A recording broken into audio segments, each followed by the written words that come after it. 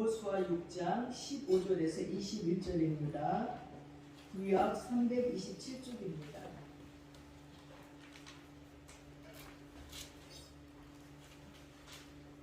여호수아 6장 15절에서 21절까지의 말씀을 제가 공독해 올리겠습니다. 일곱째 날 새벽에 그들이 일찍이 일어나서 전과 같은 방식으로 그 성을 7번 도니 그 성을 7번 돌기는 그날 뿐이었더라. 7번째 제사장들이 나팔을 불 때에 여호수아가 백성에게 이르되 외치라. 여호와께서 너희에게 이 성을 주셨느니라. 이 성과 그 가운데 있는 모든 것은 여호와께 온전히 바치되 기생 나합과 그 집에 동거하는 자는 모두 살려주라. 이는 우리가 보낸 사자들을 그가 숨겨 주었음이니라. 너희는 온전히 바치고 그 바친 것 중에서 어떤 것이든지 취하여 너희가 이스라엘 진영으로 바치는 것이 되게 하여 고통을 당하게 되지 아니하도록 오직 너희는 그 바친 물건에 손대지 말라. 은, 금과 동철 기구들은 다 여호와께 구별될 것이니 그것을 여호와의 곳간에 드릴지니라 하니라. 이에 백성은 외치고 제사장들은 나팔을 불매 백성이 나팔 소리를 들을 때에 크게 소리질러 외치니 성벽이 무너져 내린지라. 백성이 각기 앞으로 나아가 그 성에 들어가서 그 성을 점령하고 그 성 안에 있는 모든 것을 온전히 바치되 남녀노소와 소와 양과 나귀를 칼날로 멸하니라. 아멘.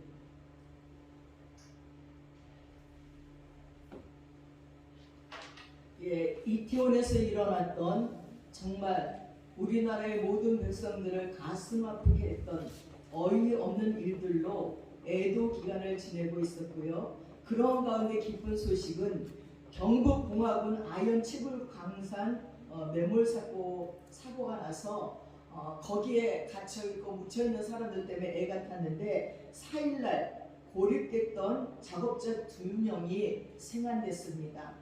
221시간 만에 구출됐습니다. 얼마나 기쁜 소식인지 모릅니다. 나쁜 소식들도 많이 있지만 그래도 그 가운데 또 다른 생명이 살아나는 소식들이 얼마나 우리의 마음에 흡족함을 주는지 모릅니다. 이 나라에 하나님께서 계획하신 계획이 무엇일까? 하나님이 이 모든 사건들을 통해서 우리에게 어떤 말을 하고 계실까 하는 생각이 듭니다.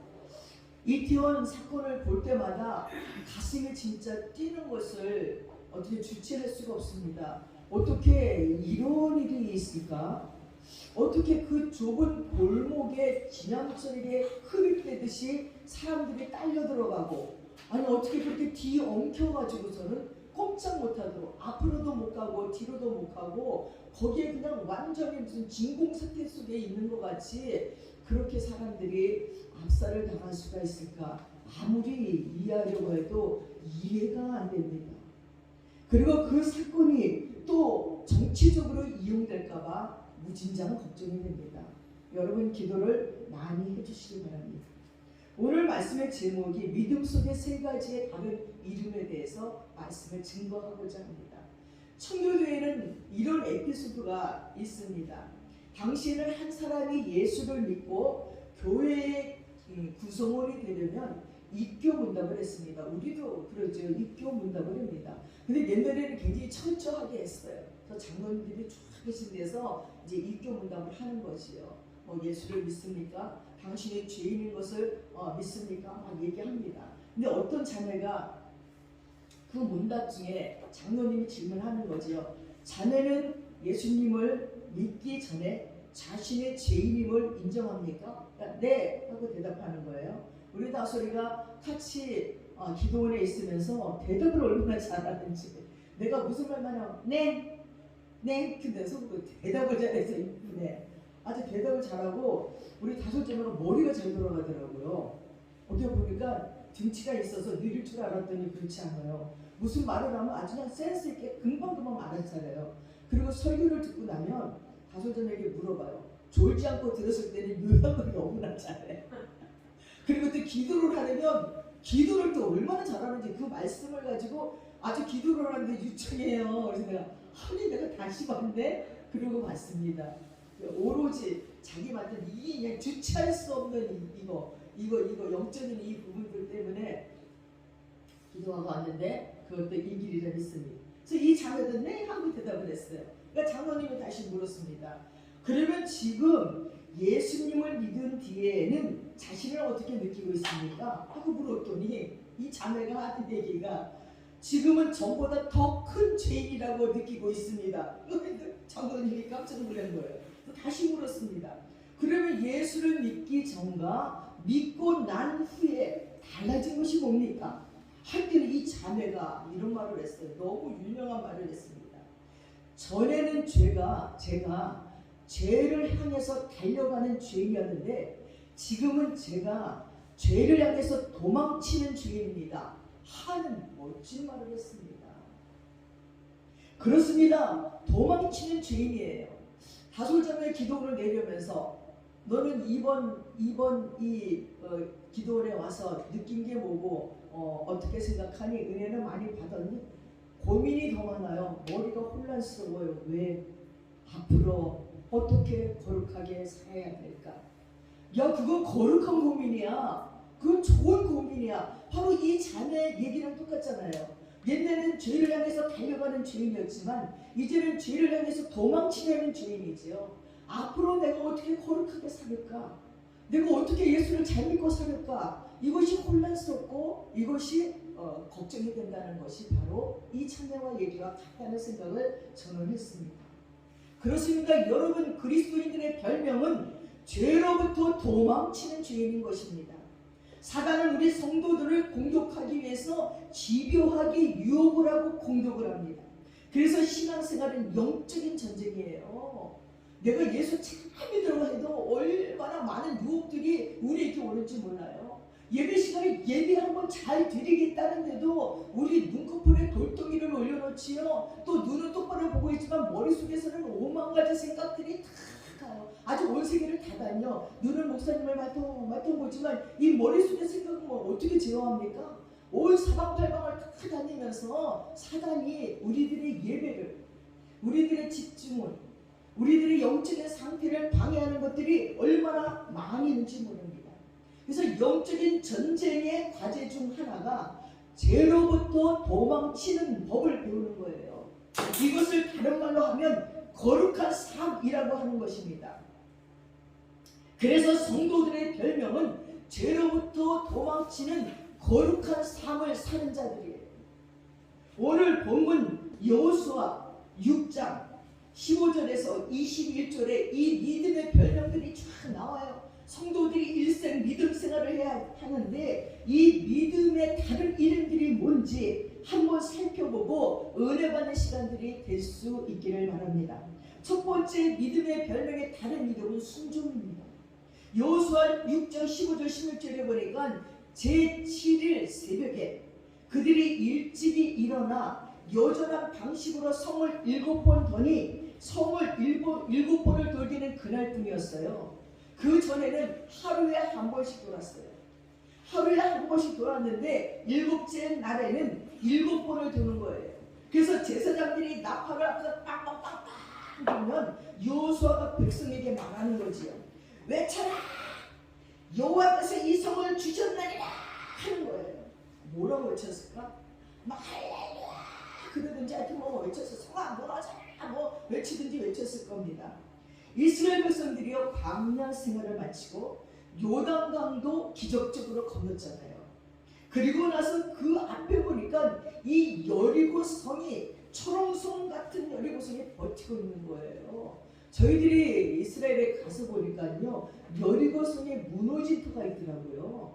무너진 터를 보면서 이야 그때 무너진 게 아직도 이렇게 있구나 했더니 옆에서 그때 무너진 게 아니라 그 경우도 사람들이 몇 번을 쌓았대요. 몇 번을 쌓는데 전쟁이 오고 그래서 몇 번을 무너지고 이제는 안 쌓는데요. 성경에 보면 여리고성을 다시 쌓는 자는 저주를 받으리라 했는데도 사람들은 쌓았나 봐요. 그리고 또 무너지고 쌓는데 또 무너지고 몇 번 무너진 터라고 얘기를 하더라고요. 근데 그 터를 바라보면서도 감기무량하더라고요. 이야 너희들 이스라엘 백성들이 그때 그 시간에 7번을 돌면서 외쳐갖고 무너졌던 게 바로 이거구나 하는 생각을 했습니다. 그래서 이제 너희들이 백성들에게 이제 외치면서 여호와께서 이 성을 줬다. 그리고 소리를 지르라고 했습니다. 여러분 7일 동안 여리고를 돌 적에 매일 한 바퀴씩 돌고 마지막에 7바퀴를 지금 도는 거예요. 이 명령을 받고 이스라엘 백성들이 이 명령에 순종해서 매일 한 바퀴씩 돌았다는 거예요. 안 돌 수도 있잖아요. 아이고 진짜 무슨 뭐 그런 일이 어디서 뭐 돈다고 무너지나. 너무 똑똑한 사람들은 순종을 잘 안 해요. 그러니까 안 돌아요. 칼스탄이라는 고고학자가 당시 여리고성을 한 바퀴 돌면은요 약 1시간 반이 소요가 된대요. 그렇게 큰 성이었어요. 근데 마지막 날에는 뭐라고요? 새벽에 일찍이 일어나 7바퀴를 돌았어요. 한 10시간 반을 도는 거예요. 여러분 이스라엘 날씨가 가을 날씨처럼 선선한 거예요? 엄청 더워요. 더운 나라에 가서 있으면요 아주 진짜 문 밖에 나가자마자 숨이 헉 차고요. 짜증이 나요. 근데 그 더운 날 여리고성이요 무슨 뭐 나무 숲이 있고 이렇지도 않더라고요. 이렇게 그냥 뭐 사막 같은 데 있더라고요. 거기를 한 바퀴씩 도는 거예요. 그럼 1시간 반 정도를 모든 백성들이 걸어서 도는 거예요. 쉬운 일입니까? 너무 더워서 짜증나요. 아이고 이런 걸 왜 더라 불평하는 사람도 있을 것이고 많을 건데 그러지 않았다는 거예요. 순종하면서 하루에 1시간 반을 돌았어요. 말없이. 그리고 드디어 7째 날이 왔을 때는 새벽부터 일어나서 그 7바퀴를 돌아야 될 때는 한 10시간 정도가 소요된대요. 10시간을 떼앞에서부터 그러니까 더우니까 새벽부터 나왔겠지. 새벽이 뭐 계속 새벽입니까? 이제 드디어 해가 뜨고 떼앞에 쫙 찡치고 오후가 돼서야 10시간 7바퀴가 끝났어요. 그리고 그들이 소리치자 여리고성이 무너져 있는 것입니다. 사랑하는 여러분, 믿음의 행진은 바로 순종의 행진인 것입니다. 하루 1시간 반을 도는 것도 쉬운 일이 아니지만 마지막 날 떼약볕 아래서 남녀노소 어린아이 할 것 없이 노인 할 것 없이 몽땅 이스라엘 백성이 다 도는 거예요. 아기는 엄마가 아기 안고 돌고 몽땅 도는 곳입니다. 그렇게 10시간 반을 침묵하며 돈다는 것은 인내와 순종이 없이는 결코 불가능하다는 거예요. 그래서 믿음의 다른 이름은 순종이라는 것이에요. 여러분 멕시코에 가면요 쿠이게텍이라고 하는 인디언 족속이 있어요. 그곳에 선교사님이 가셔갖고 성경을 번역하면서 그들의 말을 배우는데요. 어느 날 이상한 낱말을 발견한 거예요. 믿음이라는 말과 순종이라는 말을 같은 단어로 쓰는 거예요. 그래서 이상해서 선교사가 어떻게 이럴 수 있냐고 물어봤어요. 그랬더니 그 인디안이 하는 얘기가 아니 우리가 믿으니까 순종하는 거 아닙니까? 순종하니까 믿는 것 아닙니까? 그러니까 믿음과 순종은 똑같은 단어지요 하고 얘기하라는 것입니다. 그래서 믿음의 다른 말은 순종인 것입니다. 요한복음 2장에 예수님께서 가나의 혼인잔치에 제자들과 쭉 하셨어요. 처음 나들이에요. 근데 이 가나의 혼인잔치의 첫 번째 나들이가 바로 잔치집인 것도 진짜 신나지만 거기에 물과 포도주라는 첫 번째 기적을 베푼 것도 바로 거기입니다. 혼인잔치에 포도주가 떨어졌어요. 음식이 떨어졌어요. 그래서 당황을 할 적에 이 마리아가 예수께 가서 묻지요. 예수여 여기 포도주가 떨어졌나이다. 그게 나랑 뭔 상관이 있습니까? 예수님은 그때까지 기적을 한 번도 하지 않았어요. 사람들 앞에서는 모르죠. 뭐 마리아 앞에서는 했는지 모르죠. 마리아만이 알죠. 예수님이 성령으로 이제 자기가 되고 났으니까 자기가 성령으로 잉태된 게 예수라는 걸 마리아는 알고 이분은 보통 사람이 아니다. 진짜 하나님이라는 걸 마리아만 아니까 마리아가 예수께 가서 얘기했어요. 예수 여기 포도주가 떨어졌나이다. 마리아 근데 그때 이 예수님이 엄마 그게 나랑 무슨 상관이야 이게 아니라 자기 엄마를 생뚱맞게 그게 여자요 그게 나랑 무슨 상관이 있나니까 전혀 남을 대하듯이 하는 거예요. 그럼 그 말 속에 뭐가 들어있는지 한번 생각해 보세요. 여자요 뭐 예수가 엄마 보고 여자요. 예수는 이미 메시아의 자리에 지금 있는 거예요. 심성에 있는 거지. 그러니까 마리아가 그 말을 듣고도 예수님이 노한 거잖아요. 근데도 마리아는 어디 갑니까? 하인들에게 가서 하는 얘기가, 야, 너희들 저 예수가 하는 말이면 무조건 순종해야 돼? 하고 일러주고 가는 거예요. 그 마리아도 보통이 아니야. 그냥 말 속에 담긴 의미를 깨닫는 게 마리아였어요. 예수님이 아니라고 얘기하지만 그 안에 예수가 있다는 것을 알아차린 것이 마리아입니다. 그래서 예수님이 좀 있다가 제자들에게 얘기하죠. 돌 항아리 6개에 물을 가득히 채워. 그러니까 하인들은요, 뭣도 모르고 돌 항아리 6개에 물을 가득히 채웠어요. 그랬더니 이제 떠서 연회장에게 갖다 줘.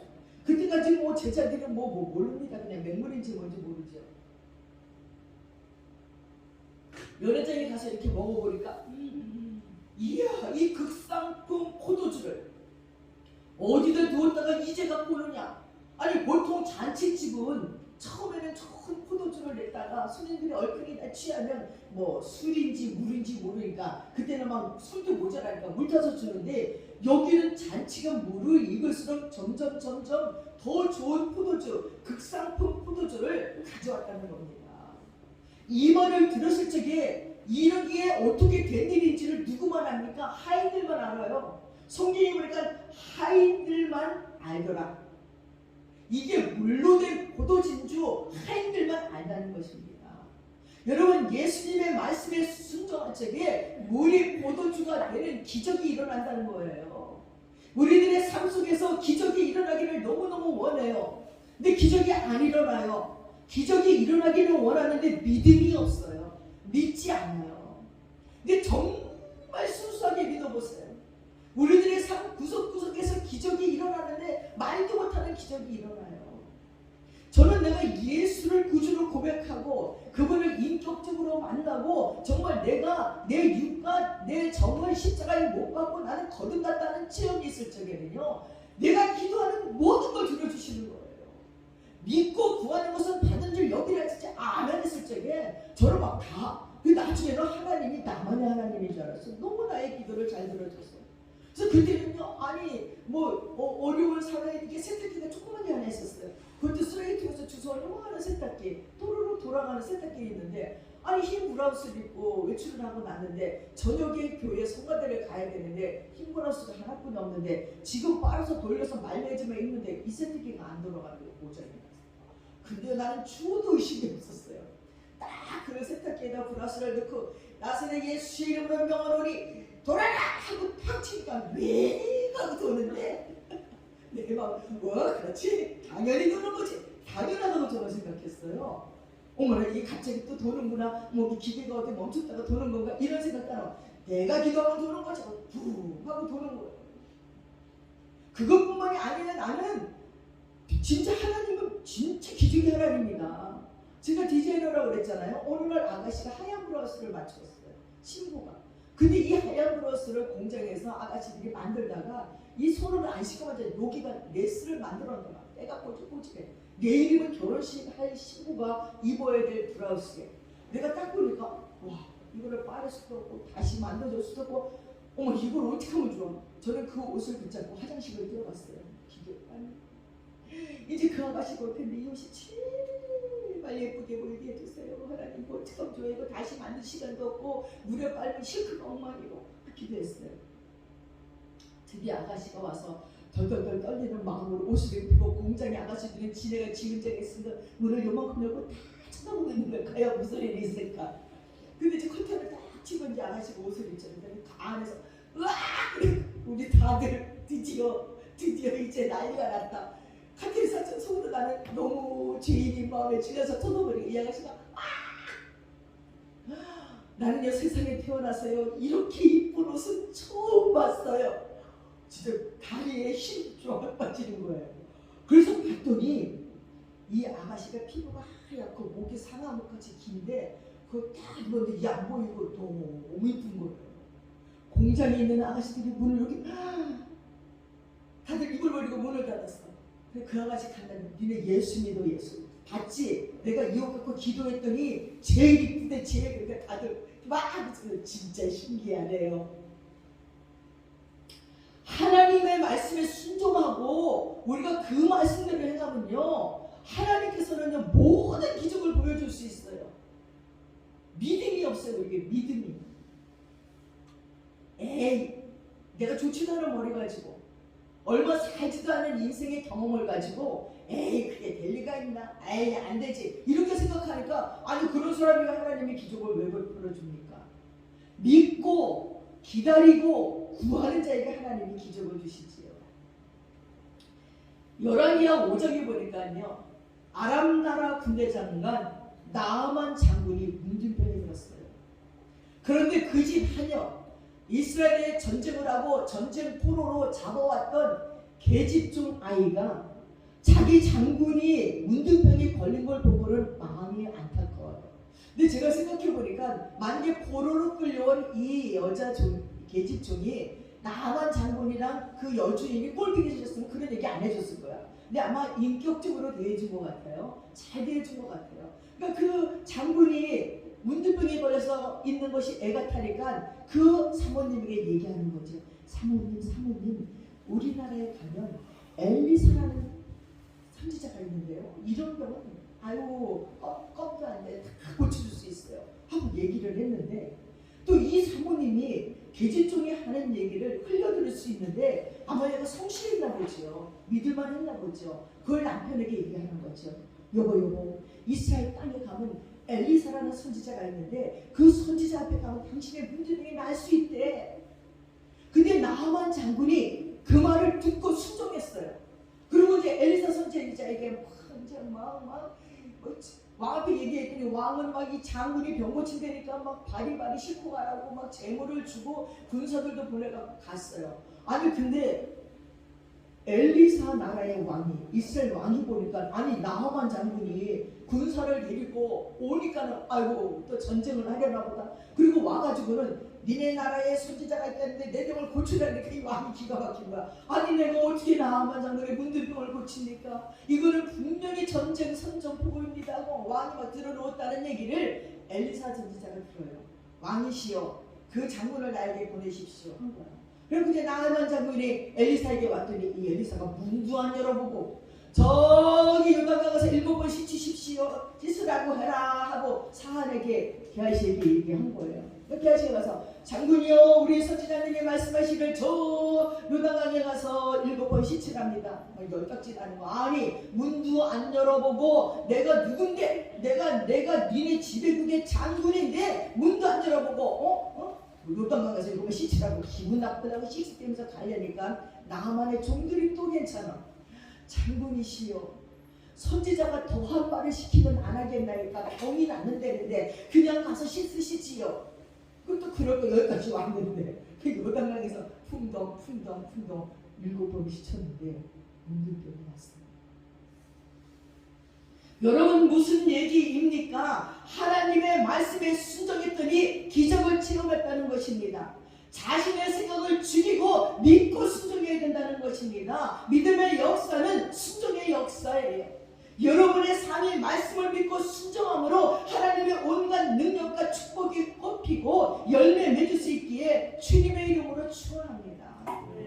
여러분 사울 왕은요 이 사무엘 선지자 말을 안 듣다가 끝장났어요. 전쟁을 나가야 되는데 제사를 지내는데 제사는 누가 지내야 됩니까? 제사장인 사무엘이 지내야 되는데 너무 급해. 빨리 전쟁 가는데 이 사무엘 선지자가 늦적거리가 안 오는 거예요. 내가 왕인데 자기가 제사를 드려버려요. 사무엘 선지자가 와서 왕이시여 어찌 그랬나이까? 순종이 제사보다 막 낫고 여호와의 말씀을 듣는 것이 낫다고 했습니다.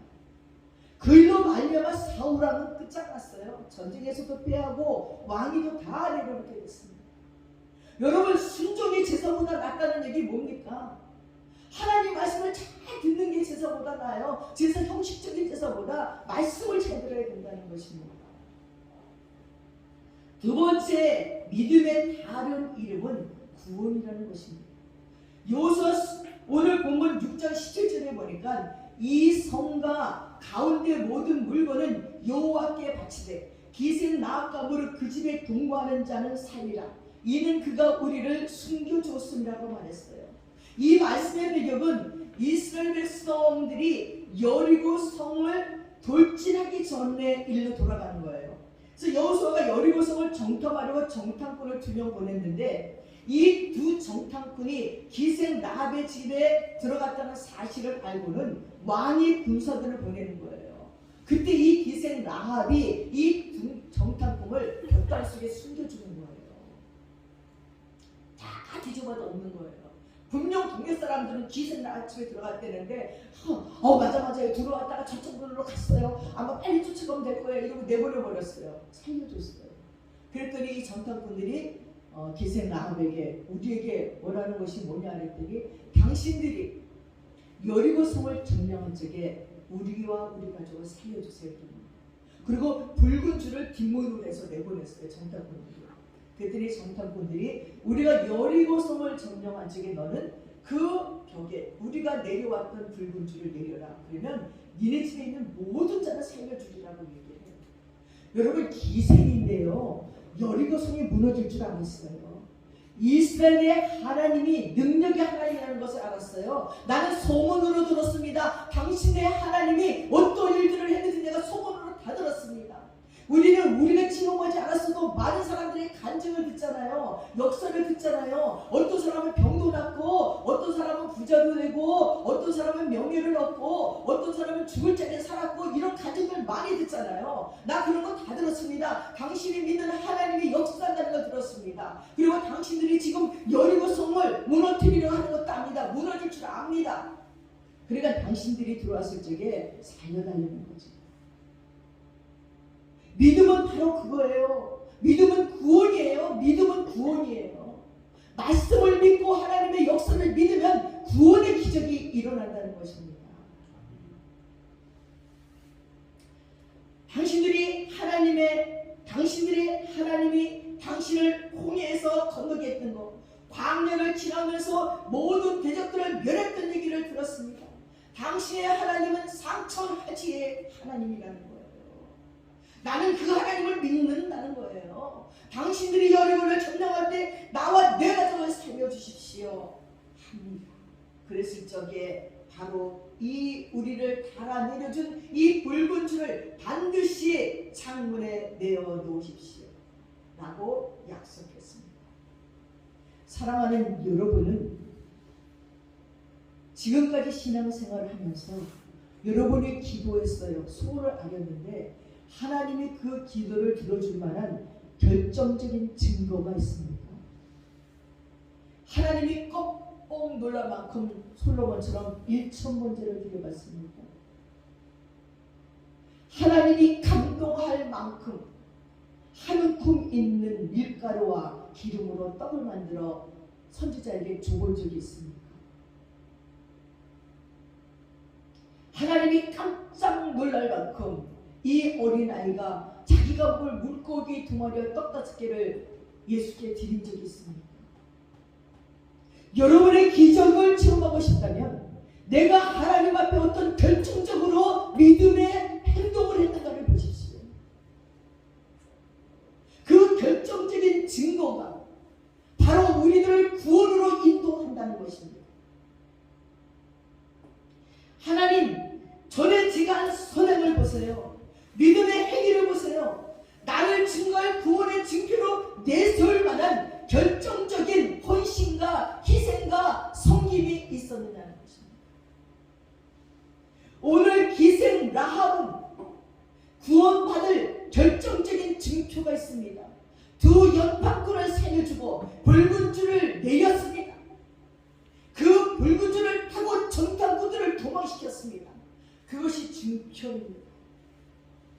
네가 구원받을 적에 붉은 줄을 내려라. 이것이 네가 구원받을 증표라는 것입니다.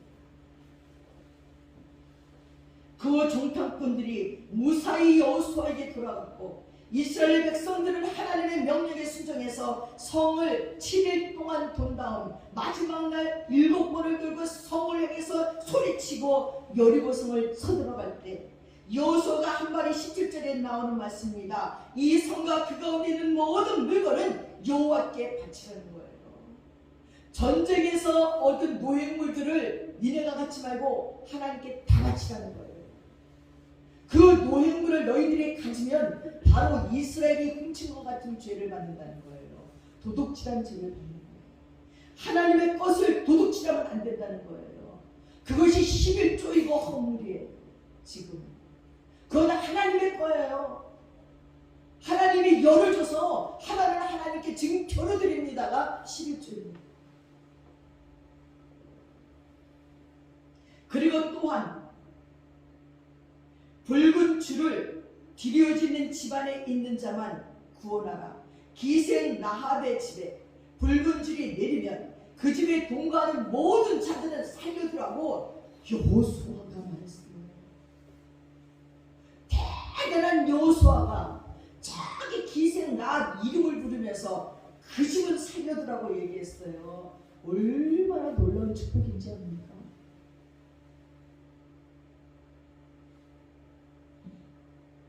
만약에 법무부 장관 한동훈이 지가 나를 아는 거예요.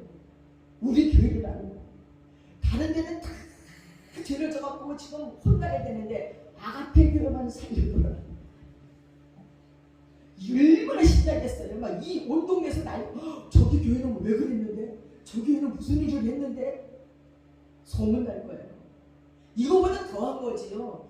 여호수아 장군이 세상에 기생 라합 집은 건들지 말라는 거죠. 기생 라합이라도 붉은 줄이 뒤려져 있지 않으면 구원받지 못해요. 사랑하는 여러분, 이 붉은 줄이 무엇을 상징하는 겁니까? 바로 예수님의 보혈과 십자가를 상징하는 거예요. 이 십자가의 보혈을 믿고 거기에 모여든 사람들이 바로 교회인 것입니다. 누구든지 아무리 큰 죄인일지라도 십자가의 보혈을 믿고 이 교회 안에 들어오는 자들은 모두 구원받는 역사가 일어나는 줄 믿으시기 바랍니다. 가끔 이북에서 탈북하신 분들이 유튜브에다 막 쓰신 것들을 보면요, 이분들 너무 좋아하더라고요. 이야, 대한민국은 천국이에요. 공항에 딱 내렸는데 세상에 벽이나 유리에 난 이렇게 큰 통유리 처음 봤어요. 화장실을 가면 대리석에다 번쩍 난 이걸 이게 화장실인지 무슨 이런 걸 구경도 못 해봤어요. 아니 그 음식을 먹는데 세상에 이렇게 맛있는 반찬에 뭐 난리가 나더라고요. 자기 백성들은 그렇게 굶주려 놓고 애도 기간인 한국에다가 탄도 미사일을 10시간 동안에 4차례나 쏴버리고 미사일 총 25발을 퍼부어버리고 포병 사격 100발을 쐈대요. 아니 정신 나가는 사람 아닙니까? 아무리 그래도 자기 형제이고 나만의 지금 이 사건으로 애도 기간 중에 그렇게 사격가 앉아 있습니다. 그 한 발이 얼마인데 그걸 백성들이나 몇개 살리지. 올해 탄도미사일을요 30개나 쐈대요. 윤석열 정부 출범 이후에 미사일을 19개나 쐈대요. 그들은 그걸로 구원받는지 아는 거예요. 대한민국을 협박해서 이렇게 전쟁을 내가 우리가 이렇게 돈 보내라는 얘기인지 뭔지 도대체가. 그러나 믿음으로 구원받고 믿음으로 온 가족과 친지를 구원한 기생 라합은요 훗날 이스라엘의 영은 다윗 왕의 고조부가 되고 그 정탐권 중에 한 명과 결혼까지 한 거예요. 너무 멋지지 않아요? 아니 다윗 왕의 고조모가 됐어요. 이런 축복의 세상에 어디 있습니까? 믿음의 다른 이름은 바로 구원과 축복인 것입니다. 그 믿음은 우리에게 소망을 주는 축복이에요. 여리고성의 기생 라합은 이스라엘 백성들이 여리고성을 7번째 돌고 무너질 것이라는 것을 믿었다는 거예요. 여리고의 왕과 군사들은 믿지 않았어요. 여리고의 화려한 재물과 명예도 라합은 믿지 않았어요. 오직 라합의 소망은 붉은 줄이 드리워진 집안에 있으면 구원받는다는 거예요. 여호수아의 정탐꾼의 약속의 말씀을 믿었습니다.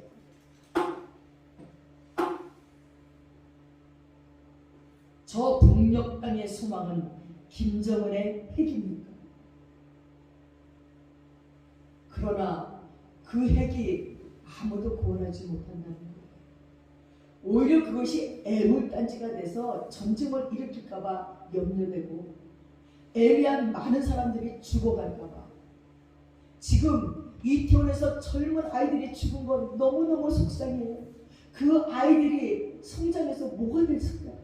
하나하나 각 분야에서 여러 가지 일들을 감당해서 이 민족을 발전시킬 수도 있을 터인데 그 꽃 같은 아이들이 다 죽어버렸어요. 미래가 죽은 거예요. 미래. 사랑하는 여러분, 이 시대의 소망이 무엇입니까? 우리들이 쌓아놓은 부와 명예입니까? 정치도요, 좌파우파도 아니에요. 우리들의 유일한 소망은 바로 십자가의 능력인 것입니다. 이 세상에 언젠가는 마지막 죽음의 폭풍우가 몰아치는 날 우리가 숨을 수 있는 것은 바로 십자가의 보혈이 드리워진 교회인 것입니다. 이 교회라는 방주 안에 들어있어야 우리 영혼이 심판날에 구원받는 역사가 일어날 줄 믿습니다. 아멘입니다. 스위스의 알프스산을 관광하던 어느 목사님 일행이 눈 높인 산을 오르는데요. 갑자기 이상한 소리가 들렸습니다. 그때 가이드가 눈사태다! 빨리 저 바위 밑에 피하십시오! 하는 거예요. 목사님은 그 소리를 듣고요. 잽싸게 벽에서 툭 튀어나온 큰 바위 밑에 몸을 숨겼어요. 그러자 바로 눈사태가 일어나서 사방을 덮어버렸어요. 그러나 큰 바위 밑에 몇 명의 관광객과 함께 몸을 피해 살아난 목사님은 시편 18편 1절 3절이 떠올라 암송했다고 합니다. 나의 힘이 되신 여호와여, 내가 주를 사랑하나이다.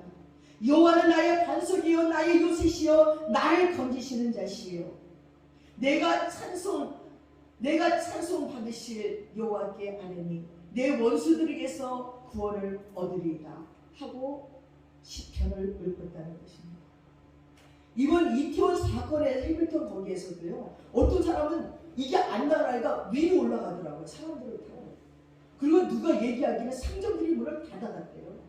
문 하나만 누가 열어놨어도 한 명만 빠져도 그렇게 안 된다는 거죠. 한 명만 문 속으로 들어가도 이게 헐렁해서 나갈 수 있었는데 다 문을 닫아놨어요. 사랑하는 여러분, 우리가 심판의 날에 환난의 날을 피할 바위가 바로 십자가인 줄을 믿으시기 바랍니다. 그 구원이 바로 우리에게 산 소망인 것입니다. 베드로전서 1장 3절에 보면 찬송하리로다 우리 주 예수 그리스도의 아버지 하나님이 그 많으신 긍휼대로 예수 그리스도의 죽은 자 가운데서 부활하심으로 말미암아 우리를 거듭나게 하사 산 소망이 있게 하시며 라고 했습니다. 예수 그리스도의 죽으심과 부활로 말미암아 우리에게 주어진 구원이 우리의 산 소망이 된다는 거예요. 그러면 죽은 소망도 있습니까? 그렇습니다. 세상 소망은 죽은 소망입니다. 여러분에게 산 소망이 있다면, 여러분이 이태원 골목에 들어가면 죽는 줄을 알았다면 친구들이 거기 가는 거 내버려 두겠습니까? 두 팔 우리가 안돼 가지마 들어가지마 막을 것입니다. 근데 왜 전도는 안 합니까? 예수 안 믿으면 지옥이라고 알고 있으면서도 예수 안 믿는 자들에게 또 그렇게 살면 지옥가 안돼 불구덩이에 들어가 하고 손 벌려서 막지 않는 이유가 뭐예요? 그건 아마 살인 반죽죄와 똑같은 것 같아요. 해밀턴 그 골목에 들어가면 죽는다는 것을 만약에 알고도 친구들이 가는데 가만히 있었다면, 죽을 줄 알고도 그건 죄입니다. 전도하지 않는 죄가 바로 그거예요. 거기 가면 죽을 줄 아는데 내버려 두는 거지요. 갈 때까지 가라. 거기 불구덩이에 가. 계속 앞으로 가면 죽어. 안 말린다면 살인 방조죄입니다. 2차 대전에 당시 빅터 블레클이라는 유대인 정신과 의사가 있었는데 그는 나치의 강제 수용소인 아이슈비츠 수용소에서 수년간 죽을 고생을 하던 중에 함께 수감된 사람 가운데 국제적으로 알려진 유명한 작곡가 한 분과 사귀게 됐어요. 어느 날 작곡가가 그에게 다가와서 넌지시 말하는 것이, 이번에 의사 양반, 내가 김이 한 말 있어. 내가 꿈을 꿨는데 아주 희한한 꿈을 꿨어. 꿈속에서 어떤 흰 옷을 입은 분이 내게 다가와서는 이 전쟁이 1945년 3월 30일 날 끝난대 하고 가르쳐줬어. 너무 선명해서 꿈이라고 생각되지 않아 하면서 흥분하면서 말해. 그들이 대화를 나누고 있던 때는 1945년 3월 초였어요. 그러니까 한 20여일만 기다리면 되는 것이었습니다. 그러면 죽음의 수용소의 문이 열리고 자유를 얻는다는 것이었어요. 그의 얼굴은 희망으로 빛나고 있었어요. 그런데 웬일인지 시간이 흐르고 3월 말이 다가오는데도 전쟁은 끝날 기미가 보이지 않는 거예요. 3월 30일 하루 있던 29일 날 결국 사고가 일어났어요. 그 작곡가는 갑자기 고열이 막 일어나더니 쓰러져 버렸어요. 그리고 그 다음날 그는 의식을 잃고 횡설수설하더니 세상을 떠나버렸어요. 병원에서 검사를 해보니까 발진 디프스가 사망 원인이래요. 이 빅터 플랭클은 이 사건을 이렇게 분석합니다. 사람이 희망을 가지고 있을 때는요, 이 몸의 면역 기능이 활발히 작용하기 때문에 발진 디프스균이 들어와도 그 균을 충분히 억제할 수 있대요. 근데 이 작곡가의 경우에 겨우 3월 30일이 다 되어가는데도 자기가 꿈에서 들은 예언이 성취될 가망이 전혀 보이지 않자 절망해버린 거예요. 그 모든 희망이 사라져버린 거예요. 이제 내가 도대체 무엇을 기대하고 살 것인가 하는 생각이 드는 순간 근심이 쫙 몰려오면서 몸의 면역 기능이 완전히 힘을 잃어버려서 발진 티푸스균을 억제하지 못하고 29일 갑자기 쓰러져서 죽게 되었어요. 30일 날 해방입니다. 그렇습니다. 여러분, 이것이 바로 죽은 소망을 붙들고 사는 사람의 체험인 것입니다. 그러나 주님께서 주시는 소망은 산 소망이에요. 주님이 약속하신 말씀은 반드시 성취되는 것입니다. 이 약속의 말씀, 구원의 말씀을 성령님은 우리에게 굳게 붙들고 믿게 하시는 것입니다.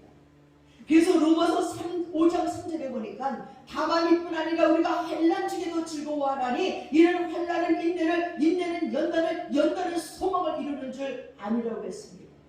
또 로마서 8장 34절 36절에 누가 정죄하리요? 죽으실 뿐 아니라 다시 살아나신 그리스도 예수시니 그는 하나님 우편에 계신 자요 우리를 위해서 강구하는 자라고 말했습니다. 그래서 누가 우리를 그리스도의 사랑에서 끊을 때 환난이나 공고나 핍박이나 적신이나 위협이나 칼이나 기록된 바 우리가 종일 주를 위하여 죽임을 당게 되며 도살할 양같이 여김을 받았나이다. 함과 같습니다. 그러나 이 모든 일 우리를 사랑하시는 이로 말미암아 우리가 넉넉히 이기는 일을 했습니다. 제가 전에 시골에서 온 어떤 목사님의 간증을 들었어요. 잊혀지지가 않아요. 시골에서 목사를 하니까 너무너무 가난한 거예요. 근데 아이들은 주렁주렁 5이나 됐는데 애들을 교육시킬 수가 없어서 학교를 다 안 보내는 거예요. 집에서 가르치는 거예요. 그리고 농사를 지면서 사는 거예요. 아이들은 예수 축하해 새벽부터 시작해서 밤까지 새벽 예배, 성경 공부, 교회에서만 살아요. 학교 교육을 못 받으니까. 근데 아이들이 자라가는데 이 목사님이 약간 걱정이 되는 거예요. 하나님, 우리 아이를 어떡하지요? 여기 산골에서 계속 살 수도 없고, 그리고 세상에서 나가 사자니 세상 교육이 전혀 안 됐어요. 기도를 하는데 놀란 게 하나님이 세계에 있는 박사들, 전문가 박사들이 와서 거기 소문을 듣고 와서 아이들 하나하나를 가르치는 거예요. 아이들이 각 분야의 의학 박사, 무슨 박사 다 된 거예요. 그리고 그 어느 곳에 간증하는 걸 듣고 내가 진짜 하나님을 놀랐다. 돈이 없어서 못 가르친 목사지만 성경 공부만 열심히 가르쳤지만 나중에는 세계 석학 박사들을 글로 데려다가 한 명 한 명 가야를 시켜서 그들을 그렇게 놀라운 인물로 만들어 놓았다는 얘기를 들었습니다. 사랑하는 여러분, 믿음은 구원입니다. 우리는 아무것도 염려할 것이 없습니다. 정말 믿음으로 하나님 앞에 기도하는 자들은 하나님이 버리지 않아요. 소망을 갖는 자들에게 그 소망대로 이루어지시는 하나님이라는 것입니다. 그래서 예수 그리스도만이 우리가 환난 날에 불을 이루고 우리가 기가 막힐 운동에서 던지시는 구원자이고 우리의 영원한 산 소망인 줄을 믿습니다. 이 예수 이름을 날마다 부르며 이기는 성도들이 되시길 주님의 이름으로 축원합니다. 세 번째 믿음의 다른 이름은 승리라는 거예요. 여호수아 6장 18절 21절에 보니까 너희는 바칠 물건을 스스로 상가라. 너희가 그것을 바친 후에 그 바친 어느 것이든지 취하면 이스라엘 진으로 바치게 되어 화를 당게 될까 두려워하노라. 여러분, 하나님께 바쳐놓고 다시 꽁치는 거예요. 지금 화가 된다는 거죠. 성경의 신약에 아나니아와 삽비라라는 두 부부가 성전 건축 공급을 한다고 자기 집을 팔아서 드리려고 하다 아까워서 반을 숨겨두고 반만 갖다 바쳤어요. 성전문을 나가기 전에 두 부부가 시체가 돼서 다 나갔어요. 왜? 하나님께 바쳐놓고 다시 그것을 자기네들이 취했을 적에 하나님의 것을 도둑질했기 때문에 가만두지 않는다는 거죠.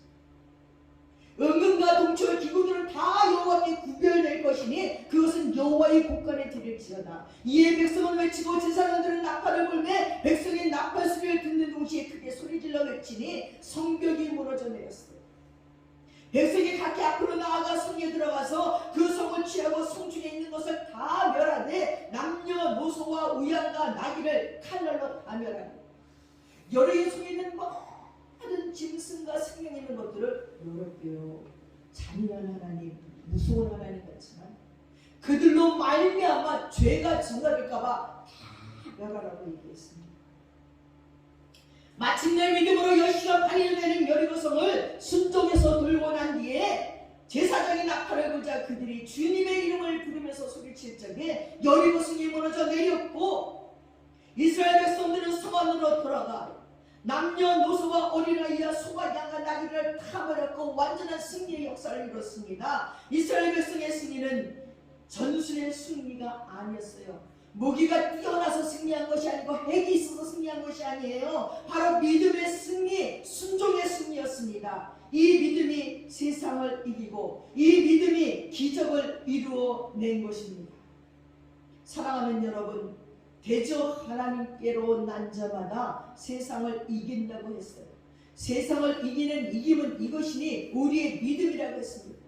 예수께서 하나님의 아들이심을 믿는 자가 아니면 세상을 이기는 자가 누구냐라고 요한일서 5장 4절 5절에 말했습니다. 예수님께서 너희가 세상에서 환난을 당하나 담대하라 내가 세상을 이기었노라 라고 말씀했습니다. 예수님을 목표로 내 인생의 대장으로 앞장 세운다면 모든 인생의 전쟁에서 승리하실 줄 믿습니다. 여러분, 중동의 6.1 전쟁을 기억하는지요? 6일 만에 이스라엘은 250만 명으로 2억이 넘는 아랍 연합 군대를 이기고 시나이 반도 골란 공원을 다 빼앗았대요. 세상이 깜짝 놀랄 만한 전쟁이었어요. 그때 이스라엘의 군대 장관 모세 다얀 장군이 컴퓨터를 치면서 컴퓨터에게 물어봤다고. 저 아랍 연합은 2억이요. 우리는 250만 명인데 누가 이기겠느냐? 컴퓨터가 말하기를 이스라엘은 못 이긴다 하는 대답이 나왔어요. 그래서 아랍연합 2억 군대를 절반으로 깎아서 아랍연합 1억과 우리가 싸우면 누가 이기는가 하고 물었더니 아랍연합이 이긴다, 싸우지마 라는 대답이 나왔어요. 그래서 또 반을 깎아서 아랍연합 5천만과 우리가 싸우면 누가 이기는가 했더니 절대 아랍연합을 못 이긴다 라는 답이 나왔어요. 그때 모세 디안 장군은 컴퓨터를 밀치고 일어나서 우리는 하나님을 믿는 믿음으로 싸운다. 하나님은 이 땅을 우리에게 주셨다. 우리는 하나님의 말씀을 믿고 싸운다 선언했고, 하나님 안식일이 지났으니 다음 안식일 전까지 6일 만에 승리하게 해주세요 하고 기도했어요. 그리고 전쟁을 시작해서 정말 다음 안식일 전에 6일 만에 아랍 족속의 땅을 전멸하고 대승리를 거둔 것입니다. 아멘입니다. 천방 가기 컴퓨터가 이기지 못한다는 전쟁을 믿음으로 싸웠더니 승리했다는 이야기예요. 믿음의 승리입니다. 사랑하는 여러분, 믿음의 전쟁에서 승리하시기를 바랍니다. 믿음의 다른 이름은 순종입니다. 믿음의 다른 말은 구원입니다. 믿음의 다른 말은 승리입니다. 우리는 믿음의 주 온전케 하시는 예수님을 대장으로 삼고 날마다 순종함으로 이 어둡고 혼탁한 세상에서 구원과 승리의 역사를 이루어 나가시기를 주님의 이름으로 축원합니다. 기도하겠습니다. 사랑하는 아버지 하나님, 오늘 여호수아가 믿음으로 여리고성을 점령했습니다. 또한 기생 라합이 믿음으로 구원을 얻었습니다. 사랑하는 아버지, 우리도 믿음으로 아버지 구원을 얻게 도와주시고 믿음으로 순종함으로 아버지 승리할 수 있도록 도와주시옵소서. 악하고 음란한 세상을 이길 힘이 없습니다. 하나님, 어떻게 이 악한 세상에 반듯한 생각을 가지고 살 수가 있겠습니까? 모두가 혼탁하고 혼미합니다. 이것이 옳은지 저것이 옳은지도 모를 지경입니다. 하나님 도와주십시오. 영적인 분별력을 주시옵소서. 하나님의 음성을 매 순간 들을 줄 아는 믿음의 승리자들이 되게 도와주시옵시고, 하나님 나에게 기적을 주세요 하고 말하기 전에 하나님 앞에 믿음의 증표를, 결정적인 증거를 내놓을 수 있는 헌신과 아버지 봉사와 아버지 믿음과 희생이 있는 저희들이 되도록 도와주시옵소서. 자비하신 주께서 이 나라의 이민족을 불쌍히 여겨주시고 교회들을 새롭게 알려주시고 성도들의 마음속에 믿음 주시옵기를 간절히 바라며 우리 예수님의 이름 받들어 기도드렸사옵나이다. 아멘. 함께 자리에서 일어나셔서 찬송가 180장 찬양하겠습니다.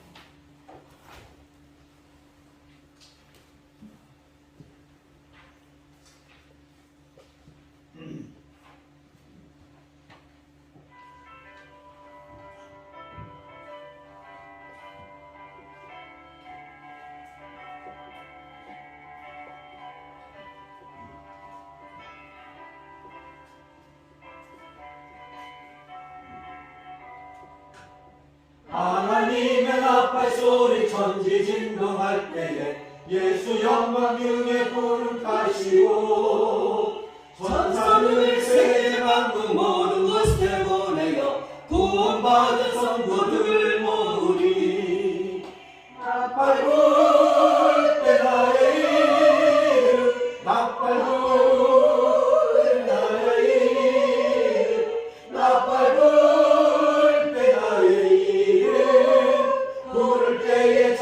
참여하겠네. 구름 속에 잠자는 자 그때 다시 일어나 영화로 구원 승리 얻으리. 주가 택한 모든 성도 구름 타고 올라가 공중에서 주의 얼굴 배우리. 나팔 불 때 나의 이름, 나팔 불 때 나의 이름, 나팔 부를 때에 잔치 참여하겠네.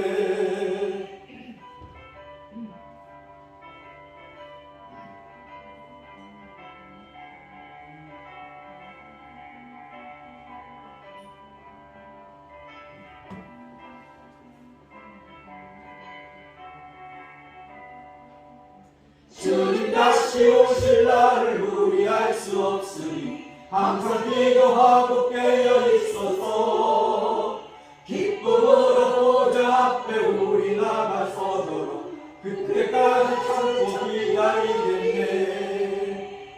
나팔 불 때 나의 이름, 나팔 불 때 나의 이름, 나팔 불 때 나의 이름, 부를 때에 잔치 참여하겠네.